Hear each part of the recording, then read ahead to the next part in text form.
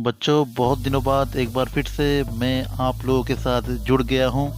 उम्मीद करता हूँ कि आप लोगों ने पेशेंस रखा अपने आप में कि वीडियो अभी तक मैंने डाला नहीं, इस वजह से आपने अपने अंदर पेशेंस रखा। तो उस पेशेंस की मैं दाद देता हूँ, और दाद देते हुए मैं क्लास 10 हिंदी का जो दूसरा चैप्टर है, क्योंकि काफ़ी दिनों से मैंने 9 और 10 के साइंस के चैप्टरों में दिलचस्पी रखी थी, तो उन विषयों पर भी वीडियो बन रहा है, लेकिन इस विषय पर वीडियो बनाना भी ज़रूरी है। जिस वजह से मैंने क्लास 10 का एक अहम चैप्टर जो है नेताजी का चश्मा, जो स्वयं प्रकाश जी द्वारा रचित है, उसके विषय में मैं ये वीडियो बनाने वाला हूँ।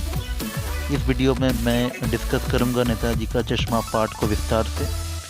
इस पाठ से कौन कौन से ऐसे सवाल हैं जो कि इम्पोर्टेंट हैं आप लोगों के लिए, और स्वयं प्रकाश जी के बारे में जानेंगे, क्योंकि क्लास 10 में हमें कवि के बारे में बेहतर जानकारी प्राप्त करनी पड़ती है। साथ ही साथ चैप्टर के बारे में जानकारी प्राप्त करना भी अहम होता है। तो फिर या तो फिर नेताजी का चश्मा और यहाँ पर कवि के बारे में प्रकाश भी हम डालेंगे। तो जुड़े रहिए मेरे साथ इस वीडियो में, और इस वीडियो को आप पूरा देखिएगा अगर आपको इस चैप्टर के बारे में विस्तार से जानना है तो। और वीडियो देखते हुए आपको करना क्या है, आपको सब्सक्राइब करना है, मेरे चैनल को शेयर करना है अपने दोस्तों में, और लाइक और कमेंट भी करना है। कमेंट बॉक्स में आपका अभूतपूर्व और इम्पोर्टेंट कमेंट डालना ज़रूरी है, क्योंकि इससे जो है मेरा आत्ममनोबल, मेरा आत्मविश्वास और भी बढ़ेगा, और मैं अपने ओर से और भी प्रयास करता रहूँगा आपसे किसी तरीके से जुड़ूँ और किसी तरीके से आपका मार्गदर्शन कराऊँ, क्योंकि हम सब लोग को पता है कि हम लोग किस सिचुएशन में अभी फंसे हुए हैं। तो उस सिचुएशन से बाहर तो नहीं निकल सकते, लेकिन उस सिचुएशन में आपको थोड़ा बहुत हेल्प किया जा सकता है, और ये हेल्प मैं अपने वीडियो के द्वारा करना चाहता हूँ आप लोगों को। तो इसीलिए आपको क्या करना है, आपको इस वीडियो को पूरा देखना है, और इस वीडियो को पूरा देखने के बाद हम लोग डिस्कस करेंगे इस चैप्टर के डिटेल बारीकियों के बारे में। तो चलिए शुरू करते हैं आज के वीडियो को। तो सबसे पहले बात करते हैं कवि के बारे में। इस चैप्टर के लेखक का नाम है स्वयं प्रकाश। चलिए हम लोग जानते हैं उनके बारे में।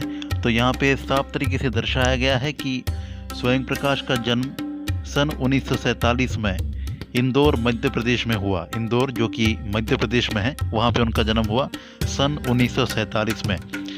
मैकेनिकल इंजीनियरिंग की पढ़ाई करके एक औद्योगिक प्रतिष्ठान में नौकरी करने वाले स्वयं प्रकाश का बचपन और नौकरी का बड़ा हिस्सा राजस्थान में बीता। फिलहाल स्वैच्छिक सेवानिवृत्ति के बाद वे भोपाल में रहते हैं और वसुधा पत्रिका के संपादन से जुड़े हैं। 8वें दशक में उभरे स्वयं प्रकाश आज समकालीन कहानी के महत्वपूर्ण हस्ताक्षर हैं। उनके 13 कहानी संग्रह प्रकाशित हो चुके हैं, जिनमें सूरज कब निकलेगा, आएंगे अच्छे दिन भी, आदमी जात का आदमी और संधान उल्लेखनीय है। उनके बीच में विनय और ईंधन उपन्यास चर्चित रहे हैं। उन्हें पहला सम्मान बनमाली पुरस्कार, राजस्थान साहित्य अकादमी पुरस्कार आदि पुरस्कारों से पुरस्कृत किया जा चुका है। तो उनके स्वयं प्रकाश के जीवन परिचय से जो इम्पोर्टेंट पॉइंट मैं अभी बताने वाला हूं आपको, वो है कि आपको जानना है कि स्वयं प्रकाश का जन्म कब हुआ, कहाँ पे हुआ, उनकी कौन कौन सी रचनाएं रही, कौन कौन सी उनकी प्रमुख रचनाएं रही।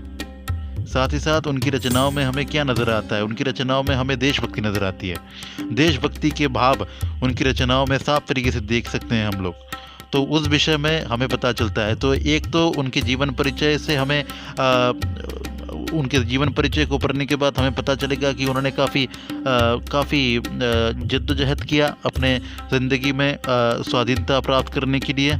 और साथ ही साथ उनकी जीवनी में हमें ये भी पता चलता है कि वो एक मैकेनिकल इंजीनियर थे, लेकिन बाद में उन्होंने मैकेनिकल इंजीनियरिंग छोड़ दी और साहित्य पर केंद्रित किया अपने आप को। तो अभी नेताजी का चश्मा पाठ का सार मैं अभी आप लोगों को विस्तार से कहना चाहता हूँ, या फिर विस्तार से समझाता हूँ।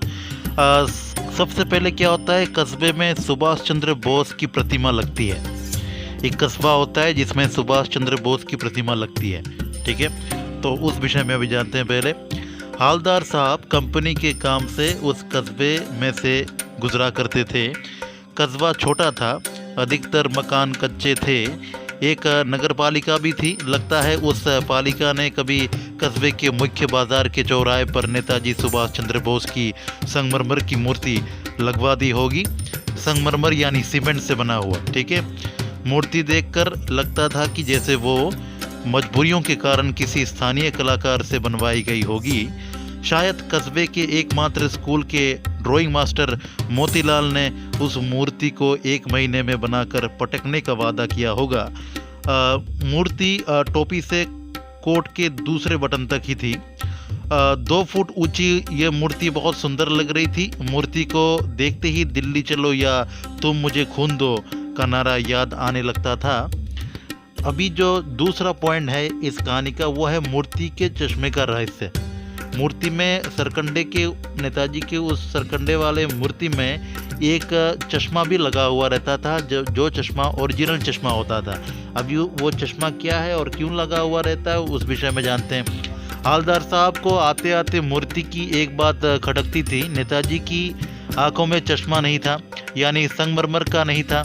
उसकी जगह किसी ने एक सचमुच का चौड़ा काला फ्रेम मूर्ति को पहना दिया था। पहली बार उन्होंने देखा था तो उनके होठों पर कौतुक भरी मुस्कान फैल गई थी। पत्थर की मूर्ति पर वास्तविक चश्मा, क्या आइडिया है। हालदार जीप पर बैठे बैठे सोचने लगे, इस कस्बे के नागरिक सचमुच देशभक्त हैं। वे नेताजी को चश्मा पहनाकर कम से कम नेताजी के प्रति अपनी भावनाएं व्यक्त करते हैं। हालदार का कौतुक तब और भी बढ़ा जब उन्होंने देखा कि अगली बार मूर्ति पर लगे चश्मे का फ्रेम बदल गया है। तीसरी बार फिर फ्रेम बदल दिखाई दिया। हालदार ने सोचा, सचमुच बढ़िया आइडिया है। मूर्ति के कपड़े नहीं बदले जा सकते, किंतु चश्मा तो बदला जा सकता है। अभी तीसरे भाग में जताया गया है चश्मे बदलने के रहस्य के बारे में। आखिरकार हालदार ने एक बार अपनी जीप रुकवा ली। उन्होंने चौराहे पर बैठे पान वाले से पूछा कि ये नेताजी के फ्रेम कौन बदलते हैं। पान वाला मोटा सा खुशमिजाज आदमी था। उसने बताया कि ये फ्रेम कैप्टन चश्मे वाला बदलता है। अगर किसी ग्राहक को मूर्ति पर लगा चश्मा पसंद हो तो वो चश्मा ग्राहक को देकर कैप्टन मूर्ति पर नया चश्मा फिट कर देता है, परंतु वो सुभाष की मूर्ति को बिना चश्मे के नहीं देख सकता, मानो इससे उसे कोई चोट लगती हो।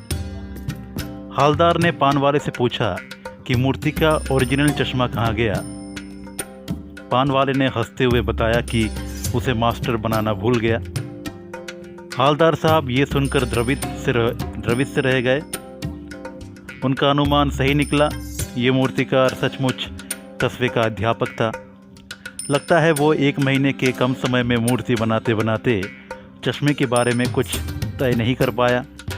यह असफल रहा, या चश्मा टूट गया होगा, या पत्थर का चश्मा अलग से बनाकर लगाया होगा और वो निकल गया होगा। चौथे भाग के दरमियान हमें पता चलता है कि हालदार साहब को ये सब विचित्र लगा। उन्होंने एक बार फिर से अपनी जीप पान वाले के पास रुकवा ली। पूछा, ये कैप्टन चश्मे वाला नेताजी का साथी था या आज़ाद हिंद फौज का भूतपूर्व सिपाही था। इस प्रश्न पर पान वाला हंसा, मुस्कुराकर बोला, वो लंगड़ा क्या फौज में जाएगा, पागल है पागल। वे देखो वो आ रहा है, उसी से बात कर लो, फोटो वोटो छपवा दो कहीं उसका।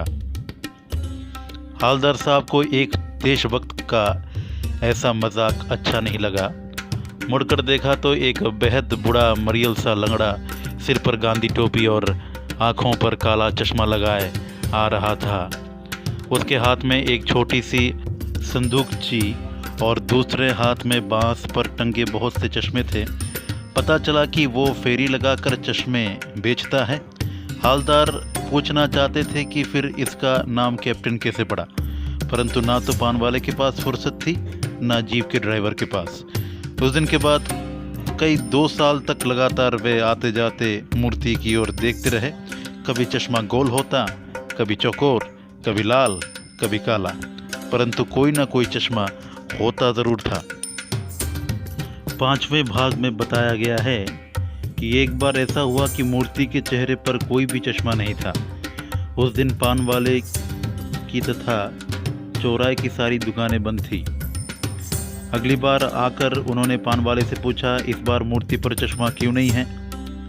पान वाले ने अपनी आंखें पोंछते हुए उदास स्वर में बताया कि कैप्टन मर गया है। ये सुनकर हालदार साहब उदास होकर जीप में बैठकर चले गए। वे सोचने लगे, उस देश का क्या होगा जहाँ के निवासी देशभक्त बलिदानियों पर हंसते हैं और स्वयं बिकने के लिए मौके ढूंढते हैं। आखिरी भाग में जताया गया है कि हालदार साहब 15 दिन बाद फिर से उस कस्बे से होकर गुजरे। सोचा कि अब वे बिना चश्मे वाले नेताजी की मूर्ति को नहीं देखेंगे, परंतु जैसे ही चौराहा करीब आया, हालदार साहब ने चीख कर आदेश दिया, जीप रोको। उन्होंने देखा नेताजी की मूर्ति पर सरकंडे का बना चश्मा रखा हुआ था। हालदार साहब की आंखें नम हो गई, वे भावुक हो गए। अभी बात करते हैं इस चैप्टर के अहम सवाल के बारे में, जो सवाल काफ़ी मायने में इम्पोर्टेंट है इस चैप्टर से। उन सवालों में से पहला सवाल यह है कि सेनानी ना होते हुए भी चश्मे वाले को लोग कैप्टन क्यों कहते थे? ये बहुत ही इम्पोर्टेंट सा सवाल है। दूसरा इम्पोर्टेंट सवाल है, दूसरा क्वेश्चन इस चैप्टर का एक्सरसाइज से। हालदार साहब ने ड्राइवर को पहले चौराहे पर गाड़ी रोकने के लिए मना किया था, लेकिन बाद में तुरंत रोकने को कहा। इस सेंटेंस के ऊपर 3 सवाल हैं। उन तीनों सवालों को पढ़ना ज़रूरी है, अहम है ये सवाल। फिर और एक सवाल है, बार बार सोचते क्या होगा उस कौम का जो अपने देश के खातिर घर गृहस्थी, जवानी, ज़िंदगी सब कुछ होम देने वालों पर भी हंसती है और अपने लिए बिकने के मौके ढूंढती है। इस सेंटेंस का मतलब क्या है, तात्पर्य क्या है? ये सवाल हमेशा माध्यमिक एग्ज़ाम में आता रहता है। इन 3 सवालों के सिवाय या फिर इन 3 सवालों के परे भी आपको चैप्टर को बारीकियों से पढ़ना है, बारीकी से चैप्टर को पढ़ना है। चैप्टर में कौन कौन से विषय के बारे में पर्याप्त आलोचना की गई है, उस विषय पर आपको ध्यान देना है। और इसी तरीके से आपको तैयारी करनी है आपकी परीक्षा के लिए।